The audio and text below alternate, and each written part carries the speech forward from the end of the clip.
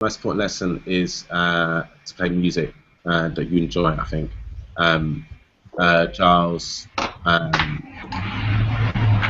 there's one gig that I did, and like I think it was like Q-Tip after party or something, and like Q-Tip, and I wasn't the greatest DJs at the time, and I just kind of like played a bunch of funk and soul, and it scared everybody off. Everyone went home. It was all hype because Q-Tip was on, and then I played, and everyone went home, except for a few people. And I was a bit depressed, and so I was feeling like I was a bad man DJ coming out after Q-Tip, and then flopped it.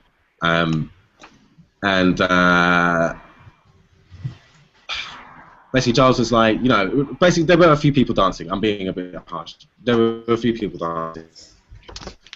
You know, he was like, you don't play like hits. You don't play tunes that you know, every other DJ plays. And he was like, you know, every other DJ goes out and plays. They all play the same tunes. Everyone has a great time. Bloody blah blah. They go home. They're drunk. They forget about it, and they forget who the DJ was.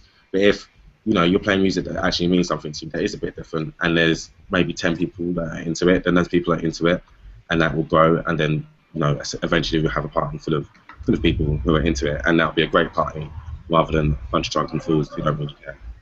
I think that's probably the most important thing I've ever heard. I've kind of carried that through business as well as in the creative world as well as DJing. I found it really difficult at first because I was very much starting off on the track of like, right, I've got this project, I need money for it. How am I going to get money? I'm going to try and look at sponsorship and look for investment. But then it's now become really easy because we've got an audience and people that brands and investors want to associate with. I suppose. Yeah, I mean, I suppose it's a broad answer to a lot of the questions, but it's kind of like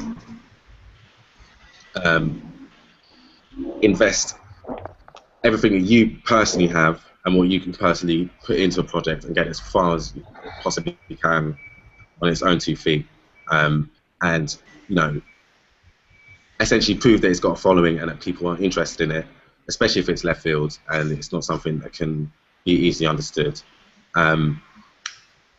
And then the investors and the people with money will follow because you'll have something that they want. You know, it's very hard to kind of start off in a cold pool and convince somebody that you've got $1 million idea. But if you've got people kind of behind you and supporting you and shouting about it, then you know it's harder for people to ignore you, I suppose. People power. Yeah. Is there any sort of particular, not like particular brands, but any sort of recommendations you give to what sort of investors or brands to approach for creative businesses in particular?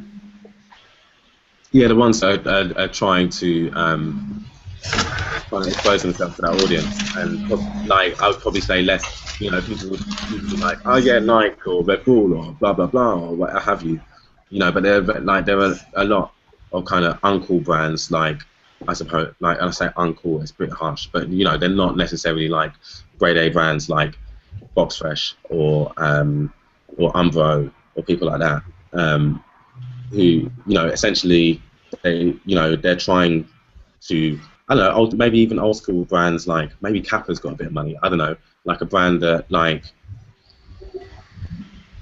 has been off the scene a little bit or isn't so cool, like Pony or whatever, that are trying to, you know, become a little bit cool. And you'd probably be sitting there going, oh man, do I really want to work with those guys? But at the same time, like,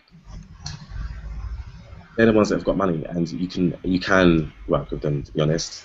Like, and if you do a cool project with them, regardless of how whack the brand is, you're doing a cool, considered project, you know. And to be honest, half the time when I think a brand's whack, like, nobody else really cares, to be honest. Some people care, some people don't, whatever, you know. Like, we've worked with some whack guys before, but like I don't even want to say, but like, you know. And to be honest, those ones have been a nightmare as well, actually. Like, you know. I suppose it's just about trial and error, isn't it?